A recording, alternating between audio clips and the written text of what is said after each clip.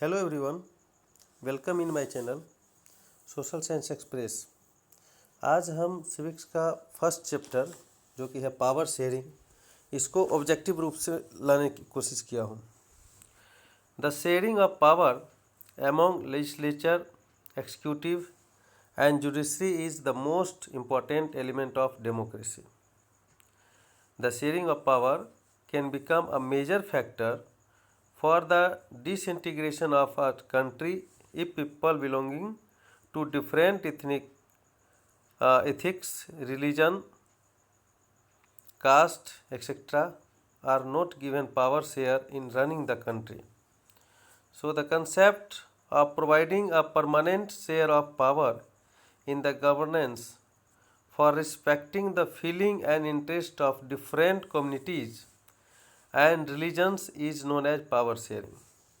यानी different organs के बीच में या डिफरेंट लेवल के बीच में, सरकार के लेवल के बीच में शक्ति का विभाजन पावर शेयरिंग है।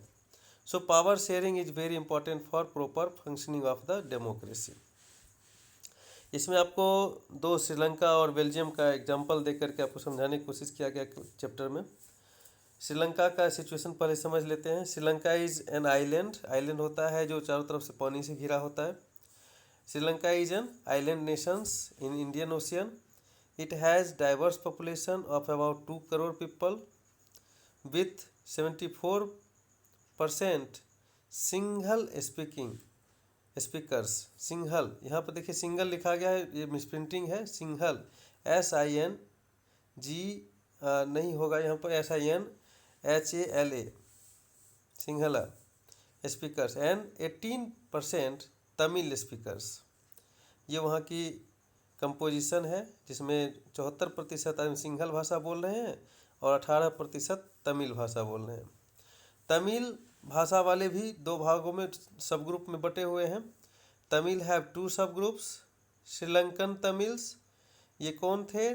तमिल नेटिव ऑफ श्रीलंका, जो कि श्रीलंका में ही बसे वहीं के मूल निवासी थे, are called Sri Lankan Tamils, who constitute 13% of the population and are concentrated in the north and east of Sri Lanka. Most of the single speaking people are Buddhist while most of the Tamils are Hindu and Muslim। ये वहाँ की main composition है। दूसरा जो Indian Tamils थे वो कौन थे? Indian Tamils, second one is Indian Tamils, the Tamilian whose forefather came from India as plantation workers during the colonial rule and settled in Sri Lanka are called Indian Tamils। वो सारे लोग जिनके पूर्वज colonial period में plantation worker के रूप में वहाँ श्रीलंका आकर बस गए थे, वो श्रीलंकन वो कहलाए इंडियन तमिल्स। इनकी पोजीशन क्या थी? इनकी दे कंस्टिट्यूट 5% ऑफ द पॉपुलेशन। ये 5% वहाँ की पॉपुलेशन को एक्वायर करते थे। Now another topic under the Sri Lanka is majoritarianism in Sri Lanka। Single community of Sri Lanka dominated the minority Tamil people and practiced majoritarian policy। In 1956, an act was passed to recognize Sinhala as the only official language। The government followed preferential policies that favored Sinhala applicants for university positions and government jobs। The state protect and promote Buddhism। ये सब question आता है, objective type questions आना ही आना है। All these measures increased gradually the feeling of alienation among Sri Lankan Tamils। Sri Lankan Tamils demanded regional autonomy and equality of the opportunity in securing education and jobs, and also to recognize Tamil as an official language, है ना।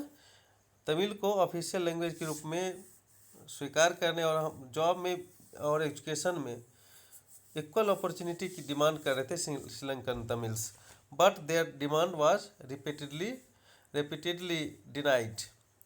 By the 1980s They organized many political organizations like Litte, uh, Liberation Tiger of Tamil Eelam, and the conflict turned into a civil war. ये वहाँ की situations थी। श्रीलंका के बारे में हमने पढ़ा। अब बेल्जियम में क्या सिचुएशन था, बेल्जियम को देखिए। Belgium is a small federal state in western Europe having complex ethnic composition. Ethnic composition मतलब होता है सामाजिक विभाजन, और फेडरल स्टेट है ये। बेल्जियम क्या है, फेडरल स्टेट है। इसका मतलब यहाँ पर कई लेवल में, दो से अधिक लेवल में, ये दो या दो से अधिक लेवल में गवर्नमेंट मिल सकता है। स्टेट गवर्नमेंट, सेंट्रल गवर्नमेंट दोनों एग्जिस्ट है। The minority French speaking community 40% was relatively rich and powerful, while the Dutch speaking community, that was the 59%, got the benefit of development and education much later. The capital of Belgium is Brussels, where situation is different, where 80% people speak French while 20% speak Dutch language. The social disparity led to tension between the Dutch and the French speaking community during the 1950s and 1960s. तो accommodation क्या किया गया, इसमें सुधार किस तरह से लिए गए, उन्होंने किस तरह से इसका समाधान निकाला। Between 1970s and 1993, the Constitution of Belgium was amended 4 times. ये पूछता है, ये क्वेश्चन इंपॉर्टेंट है, कितने टाइम्स उसका अमेंड मतलब होता सुधार करना है ना, संशोधन करना। तो कितने बार अमेंडमेंट हुआ था, तो लगभग 4 टाइम्स अमेंडेड है ना। उसका बेल्जियम का कॉन्स्टिट्यूशन 4 बार संशोधित किया गया। The Constitution suggests that the number of Dutch and French speaking ministers shall be equal in central government of the Belgium. क्या क्या प्रावधान था उस अमेंडमेंट में, देख लीजिए। फिर से मैं रिपीट कर रहा हूँ। The Constitution suggests that the number of Dutch and French speaking ministers shall be equal in the central government of the Belgium.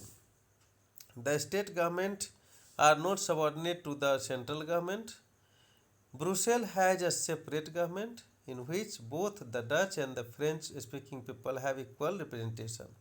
Apart from the state and the central government, there is a third kind of government also, that is called the community government in Belgium, which has the power regarding the cultural, educational and language related issues. Okay, तो ये आपने अभी पढ़ा Belgium और श्रीलंका की ethnic composition और उसकी tension को दूर करने के लिए जो उपाय अपनाए गए। ना वाई पावर शेयरिंग डिजायरेबल, आखिर क्यों आवश्यक है power sharing. Power sharing is a good way to ensure the stability of the political order. It reduce the possibility of conflict between social groups. This is term as prudential reason. ये जो मैंने आपको बताया कि ये social group में tension को कम करता है, सबको पॉसिबिलिटी देता है गवर्नेंस करने की या रूल मेकिंग में पार्टिसिपेट करने की, इसको कहते हैं प्रूडेंशियल रीजन। अभी प्रूडेंशियल और मोरल रीजन के बारे में डिफरेंस बताऊंगा आगे। Power sharing is the spirit of democracy. ये आत्मा है, स्पिरिट मतलब आत्मा, डेमोक्रेसी की आत्मा है। People have right to be consulted on how they are to be governed. This is a moral reason. Prudential reason are based on careful calculation of gain and loss, but moral reasons are based on purely on the moral considerations. ये देखिए difference है। Prudential reason are based on the careful calculation of loss and gain, है ना, gain and loss, but moral reasons are based on purely on the moral consideration. Reservation of constituencies for minorities and women in India is a prudential reason, but decentralization of power in the India is an example of moral reason. Okay, अब देखिए, now different types of form of power sharing is there in all around the world. बहुत तरह के power sharing देखे जा सकते हैं। Form of power sharing अब पढ़ेंगे।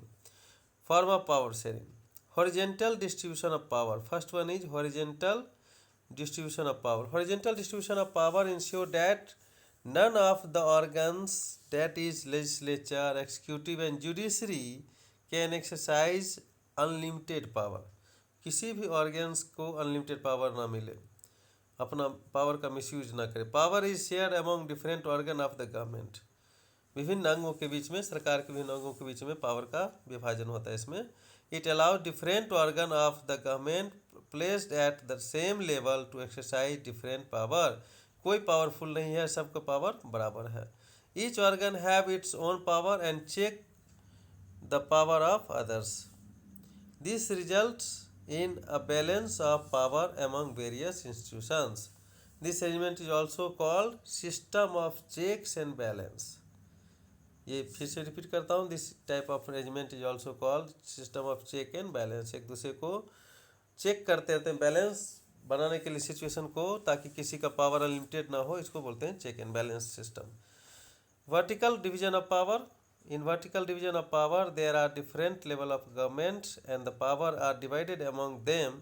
It is also known as federal division of power. It is found both in India and Belgium but not in Sri Lanka. अब क्यों नहीं श्रीलंका में? क्योंकि वहाँ पर श्रीलंका में डिफरेंट लेवल ऑफ गवर्नमेंट नहीं पाया जाता है। बहुत सारे देश में डिफरेंट लेवल नहीं पाया जाता है गवर्नमेंट का, स्टेट गवर्नमेंट नहीं पाया जाता, इस कारण से उसको हम नहीं कह सकते vertical division of power. So it found both in India and Belgium but not in Sri Lanka. Under this power choose separate government at the separate levels, power is shared among different level of the government, state level, local level है ना, union level, central level. This system is not followed in all the countries because there are many countries where there are no provincial और state government. फिर से मैं repeat करता हूँ, सब जगह क्यों नहीं है?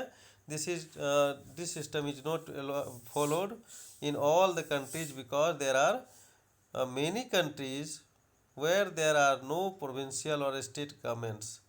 Therefore, it was refused in Sri Lanka but was done in Belgium. Now, power sharing among different social groups. In multi-ethnic society, power is also shared among social groups such as religious groups and linguistic groups. Community government in Belgium is a good example of this arrangement. Now, power sharing among political parties, pressure groups and movements. Democracy provides the citizens choice to choose their rulers. फिर से repeat कर रहा हूँ, democracy provides the citizens choice to choose their rulers. This choice is provided by the various political parties which contest election to win. Such competition ensure that power does not remain in one hand. अगर इस तरह की व्यवस्था ना हो तो क्या होगा? वन पार्टी सिस्टम होगा किसी भी देश में, और वहाँ पर अनलिमिटेड पावर वो एक्वायर कर लेगा और जो चाहेगा, जिस तरह से चाहेगा उस तरह से मनमाने ढंग से देश को गवर्न करेगा। तो यहाँ पर क्या है? फुल चांस है कि पार्टी हार सके, है ना।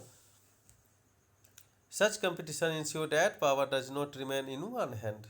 Sometimes this kind of sharing can be direct when two or more parties form an alliance to contest. कभी कभी दो से अधिक पार्टियां मिलकर के सरकार बनाती हैं, जिसे अलायंस बोलते हैं, और इस प्रकार की व्यवस्था को आप कह सकते हैं coalition government. If there alliance is elected they form a coalition government and thus share power, और पावर का वो लोग शेयरिंग कर लेते हैं आपस में। जैसे जिससे कोalition गवर्नमेंट मतलब हिंदी में होता है आपका गठबंधन सरकार, मिली जुली सरकार, है ना। यह प्रोमिस पर टिका होता है। कुछ लोग क्या करते हैं, कांग्रेस की तरफ से वोट लड़ते हैं, चुनाव लड़ते हैं, और उसके बाद जब जीत जाते हैं तो पार्टी चेंज कर लेते हैं। ये तरह की बातें भी देखी गई है, और इसको हम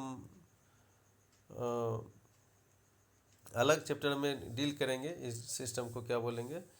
if there alliance is elected they form a coalition government and thus share the power, यानी दो से अधिक पार्टियां मिलकर के जब सरकार बनाती है तो उसको क्या बोलते हैं? कोalition गवर्नमेंट मतलब बोलते हैं।